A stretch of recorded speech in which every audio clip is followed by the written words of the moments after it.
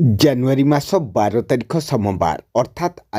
ଆଜିକାର ପାଣିପାଗ ଖବର ଆସିଯାଇଛି। ତେବେ ବଙ୍ଗୋପସାଗରରେ ସୃଷ୍ଟି ହୋଇଥିବା ଲଘୁଚାପ ଘନୀଭୂତ ହୋଇ ସ୍ପଷ୍ଟ ଚିହ୍ନିତ ଲଘୁଚାପ କ୍ଷେତ୍ରରେ ପରିଣତ ହୋଇଛି। ଏହାର ପ୍ରଭାବରେ ଆଜି ରାଜ୍ୟର 7ଟି ଜିଲ୍ଲାରେ ମଧ୍ୟମ ବର୍ଷା ସହିତ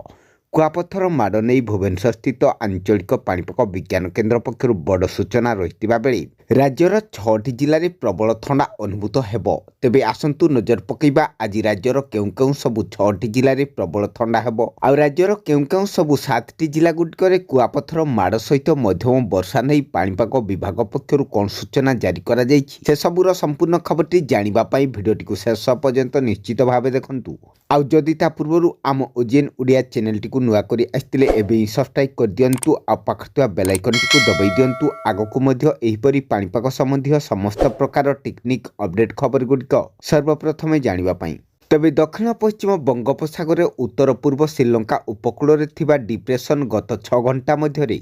8 କିଲୋମିଟର ବେଗରେ ପଶ୍ଚିମ ଉତ୍ତର ପଶ୍ଚିମ ଦିଗକୁ ଗତି କରିଥିଲା ଏବଂ ଉତ୍ତର ପୂର୍ବ ଶ୍ରୀଲଙ୍କା ଉପକୂଳ ଅତିକ୍ରମ କରି ଏକ ଡିପ୍ରେସନ୍ ଭାବରେ ଆଜି 12 ଜାନୁଆରୀ ଅର୍ଥାତ୍ ଆଜି ଉତ୍ତର ଉପକୂଳ ଶ୍ରୀଲଙ୍କା ଉପରେ ପଶ୍ଚିମ ଉତ୍ତର ପଶ୍ଚିମ ଶ୍ରୀଲଙ୍କାର ଦକ୍ଷିଣ ଦକ୍ଷିଣ ପୂର୍ବ ଓ ଚେନ୍ନାଇ ତାମିଲନାଡୁରୁ 400 କିଲୋମିଟର ଦକ୍ଷିଣ ଦକ୍ଷିଣ ପୂର୍ବରେ କେନ୍ଦ୍ରୀଭୂତ ହୋଇଥିଲା। ଏହା ପ୍ରାୟ ପଶ୍ଚିମ ଦିଗକୁ ଗତି କରି ଆଗାମୀ 12 ଘଣ୍ଟା ମଧ୍ୟରେ ଧୀରେ ଧୀରେ ଦୁର୍ବଳ ହୋଇ ଏକ ସ୍ପଷ୍ଟ ନିମ୍ନଚାପ କ୍ଷେତ୍ରରେ ପରିଣତ ହେବାର ସମ୍ଭାବନା ଅଧିକ ରହିଛି ବୋଲି ପାଣିପାଗ ବିଭାଗ କହିଛି। ତେବେ ଲଘୁଚାପ ଘନୀଭୂତ ହୋଇ ଅବପାତରେ ପରିଣତ ହୋଇ ସ୍ପଷ୍ଟ ଚିହ୍ନିତ ଲଘୁଚାପ କ୍ଷେତ୍ରରେ ପରିଣତ ହୋଇଛି। ଆଉ ଶ୍ରୀଲଙ୍କାରେ ପ୍ରବଳ ବର୍ଷା ଜାରି ରହିଥିବା ବେଳେ ଏହାର ପ୍ରଭାବରେ ଦକ୍ଷିଣ ଓଡ଼ିଶାରେ ପ୍ରବଳ ବର୍ଷା ହେବାର ସମ୍ଭାବନା ରହିଛି ଆଉ କୁଆପଥର ମାଡ଼ ହେବାର ସମ୍ଭାବନା ରହିଛି ବୋଲି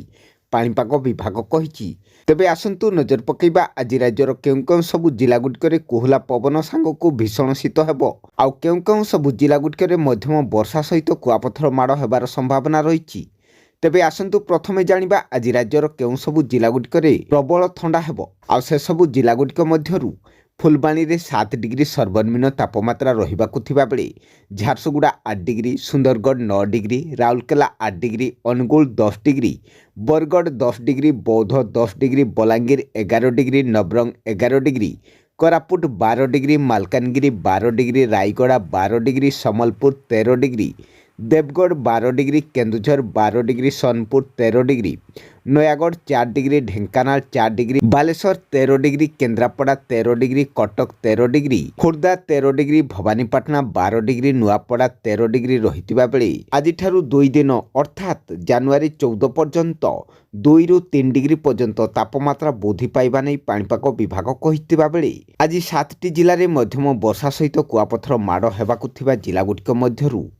ମାଲକାନଗିରି, କୋରାପୁଟ, ରାୟଗଡ଼ା, ଗଞ୍ଜାମ, ଗଜପତି, କଳାହାଣ୍ଡି, କନ୍ଧମାଳ ଏହି 7ଟି ଜିଲ୍ଲାରେ ମଧ୍ୟମ ବର୍ଷା ସହିତ କୁଆପଥର ମାଡ଼ ହେବାର ସମ୍ଭାବନା ରହିଥିବା ନେଇ ଆଞ୍ଚଳିକ ପାଣିପାଗ ବିଭାଗ ପୂର୍ବାନୁମାନ କରିଛି।